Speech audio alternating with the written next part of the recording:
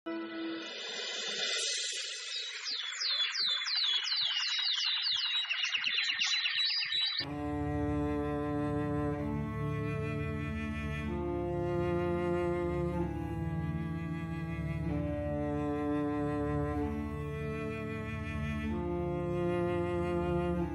हमेशा मेरी बेटी को ही क्यों बोलते रहते हैं? उस डायन की बेटी को कभी भी कुछ नहीं कहते। अरे भाग्यवान, रीमा एकदम शांत स्वभाव की लड़की है। वो कभी कोई गलत कार्य नहीं करती है जिसकी वजह से उसे डांटना पड़े। अच्छा, इतनी ही ज्यादा अच्छी है रीमा, तो उसे ही खेत की रखवाली के लिए भेजा करिए। हमारी बेटी को क्यों भेजते हैं? आज से मेरी बेटी कभी भी खेत नहीं जाएगी। राम कुमार ने 2 शादियां की थी। दोनों पत्नियों का एक एक बेटी थी। रामकली बड़ी ही कुटिल स्वभाव की थी। वो हमेशा ही चंद्रकुमारी से लड़ती और झगड़ती रहती थी, जिसकी वजह से राम कुमार को अपने दोनों पत्नियों के लिए अलग अलग घर बनवाने पड़े थे।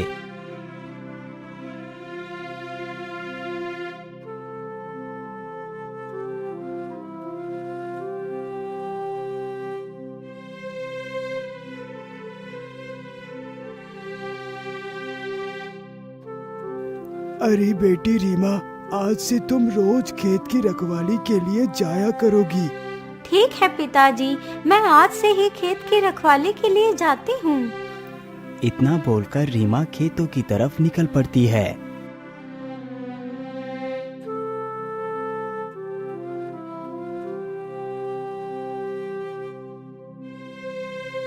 रीमा चलते चलते जल्द ही खेत पर पहुँच जाती है।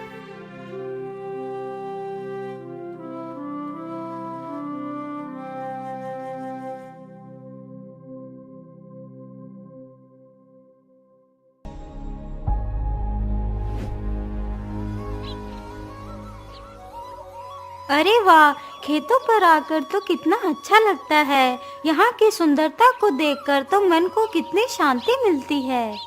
रीमा वही चट्टान पर बैठकर गीत गाने लगती है। सच है, विपत्ति जब आती है कायर को ही दहलाती है। सूरमा नहीं विचलित होते, क्षण एक नहीं धीरज खोते। विघ्नों को गले लगाते हैं, कांटों में भी राह बनाते हैं। वाह रीमा वाह, तुम तो कितना मधुर गीत गाती हो। मैं तुमसे बहुत प्रसन्न हूँ, इसीलिए मैं तुम्हारे साथ ही विवाह करूँगा। अरे, ये किसकी आवाज है? ये आखिर कौन है जो मुझसे विवाह करने की बात कर रहा है? कहीं ये मेरा भ्रम तो नहीं? मैं ऐसा करती हूँ, यही गीत एक बार फिर से गाती हूँ। सच है, विपत्ति जब आती है कायर को ही दहलाती है। सूरमा नहीं विचलित होते, क्षण एक नहीं धीरज खोते।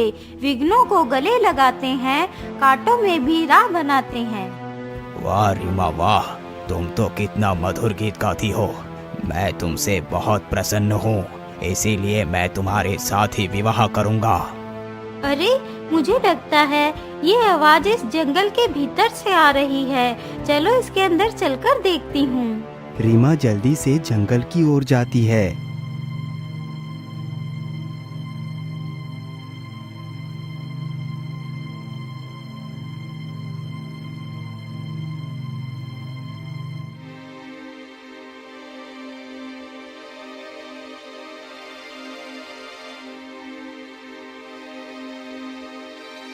आखिर ये आवाज कहाँ से आ रही थी?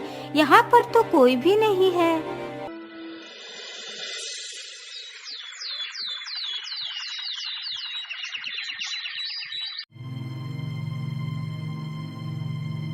माँ, पता नहीं वह आवाज कहाँ से आ रही थी।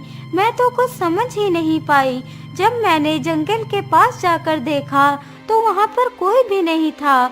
माँ, अब से मैं खेत पर नहीं जाऊंगी। अरे बेटी, क्या बात है? आज तुम खेत पर क्यों नहीं गई?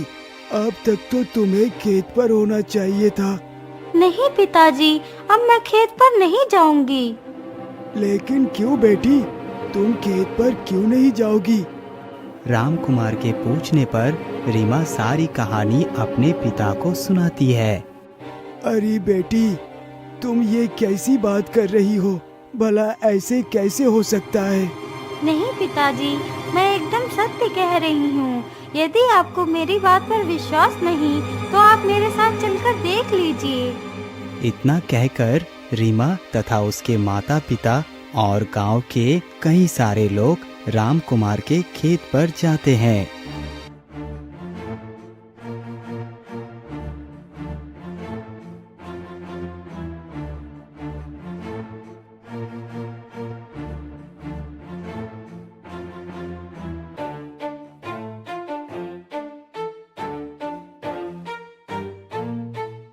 अब तो हम लोग खेत पर आ गए हैं। चलो अब तुम जल्दी से वही गीत गाओ।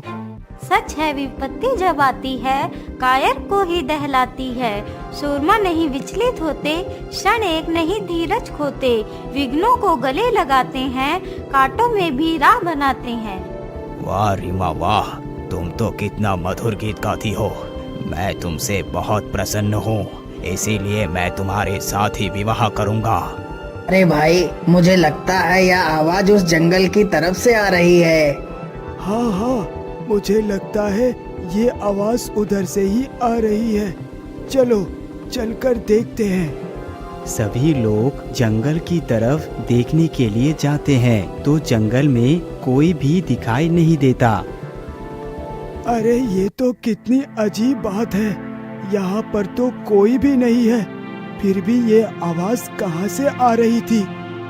अरे भाई, कहीं यहाँ पर कोई भूत तो नहीं रहता है जिसकी ये आवाज थी? मुझे तो बहुत डर लग रहा है। चलो यहाँ से वापस लौट चलते हैं। अरे नहीं चुन्नी लाल, तुम इतना डर क्यों रही हो? हमें पता तो लगाना ही होगा कि आखिर यहाँ पर किसकी आवाज आ रही है। सारे लोग फिर से वापस उसी चट्टान के पास पहुँचते हैं। अरे बेटी, तुम एक बार फिर से वही गीत गाओ। पिता के कहने पर रीमा फिर से वही गीत गाने लगती है। फिर से जंगल से वही आवाज आती है।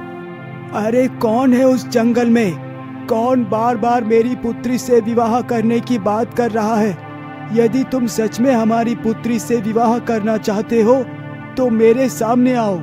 हाँ हाँ, मैं तुम्हारे सामने आऊंगा, लेकिन उससे पहले तुम्हें मुझसे एक वादा करना होगा। हाँ हाँ, बोलो, तुम क्या वादा करवाना चाहते हो? मेरा वादा यही है कि मैं तुम्हारे सामने तभी आऊंगा यदि तुम अपनी पुत्री का विवाह मुझसे करने का वादा करो। अच्छा ठीक है, मैं वादा करता हूँ कि मैं अपनी पुत्री का विवाह तुम्हारे साथ ही करवाऊंगा। राम कुमार के ये बात बोलते ही जंगल की तरफ से एक शेर निकल कर आता है। शेर! हे भगवान, यह तो एक शेर है। अरे भागो यहाँ से।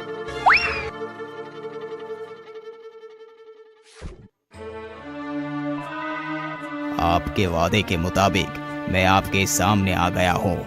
अब आपको अपनी पुत्री का विवाह मेरे साथ करना होगा। नहीं पिताजी, मैं भला एक शेर के साथ विवाह कैसे कर सकती हूँ?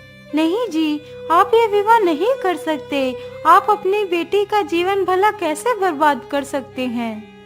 लेकिन भाग्यवान, मैंने इस शेर से ये वादा किया है कि मैं रीमा का विवाह इसी शेर के साथ कराऊंगा, तो भला मैं अपना वादा कैसे तोड़ सकता हूँ? जब ये खबर रामकली को मिलती है कि रीमा की विवाह एक जानवर के साथ होने जा रहा है, तो वो मन ही मन बहुत खुश हो जाती है। अरे वाह वाह, यह तो बहुत अच्छी खबर सुनाई तूने। धीरे धीरे वो समय भी आ गया जब रीमा को उस शेर को अपना पति स्वीकारना था।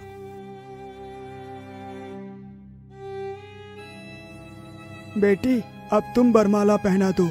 इतना सुनते ही रीमा अपना बरमाला शेर के गले में पहना देती है।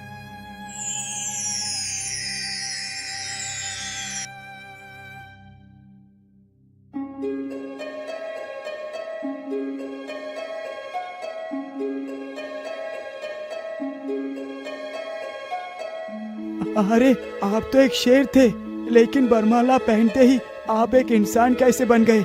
आप कौन हैं? मैं प्रतापगढ़ का राजकुमार वीरभद्र हूँ। मुझे ये शाप मिला था कि मैं एक शेर बन जाऊंगा और जिस दिन कोई लड़की मुझे इसी शेर के रूप में स्वीकार कर मुझसे विवाह करेगी तो मैं फिर से अपने वास्तविक रूप में आ जाऊंगा।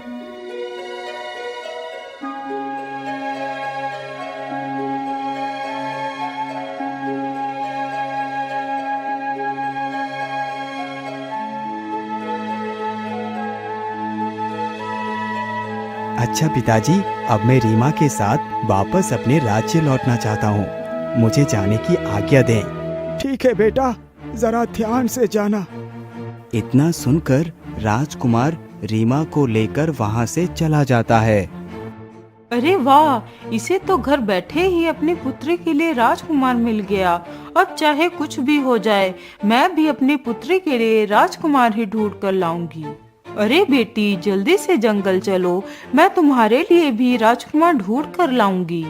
इतना सोचकर दोनों माँ बेटी जंगल की तरफ निकल पड़ते हैं।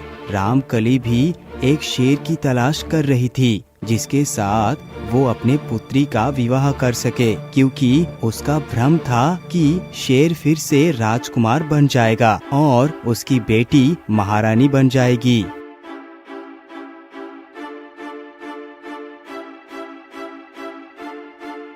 अरे बेटी, मुझे लगता है इधर से कोई शेर ही निकल के गया है। चलो इधर को ही चलते हैं। दोनों माँ बेटी शेर के पैरों के निशान को देखते देखते वहीं पर पहुँच जाते हैं जहाँ पर एक गुफा थी। बेटी, मुझे लगता है वह शेर इसी गुफा में रहता है। तुम जल्दी से इस गुफा में चले जाओ और हमारे होने वाले जमाई को बुलाकर ले आओ। तब तक मैं बाहर ही खड़ी हूँ। लेकिन माँ, मैं अकेले नहीं जाऊंगी, आप भी मेरे साथ चलो। नहीं नहीं बेटी, यदि मैं साथ चलूंगी तो हो सकता है शेर विवाह के लिए राजी ना हो। मैं यहीं पर छिप जाती हूँ, तुम अंदर से हमारे जमाई को लेकर आ जाना। इतना सुनकर लड़की गुफा के अंदर चली जाती है। उस लड़की को गुफा में गए हुए काफी समय गुजर जाता है। अरे, मेरी बेटी को गए हुए तो काफी समय गुजर चुका है, लेकिन अभी तक वह लौट कर नहीं आई। रामकली इतना सोच ही रही थी कि तभी गुफा के अंदर से एक शेर बाहर निकलता है जिसके मुंह पर ढेर सारा खून लगा हुआ था। वो शेर गुफा से नदी की ओर चला जाता है। अरे ये क्या, इस शेर के मुंह पर तो खून लगा हुआ है। कहीं इसने मेरी बेटी को कोई नुकसान तो नहीं पहुंचा दिया। इतना सोचकर रामकली जल्दी ही गुफा के अंदर जाती है तो दिखती है गुफा के अंदर सिर्फ और सिर्फ उस लड़की के कपड़े ही मिलते हैं और कुछ नहीं, जो कपड़े खून से रंगे हुए थे। हे भगवान, ये मैंने क्या कर दिया? मैं लालच में आकर अंधी हो गई थी। मैंने अपने ही हाथों से अपनी बेटी की जान ले ली।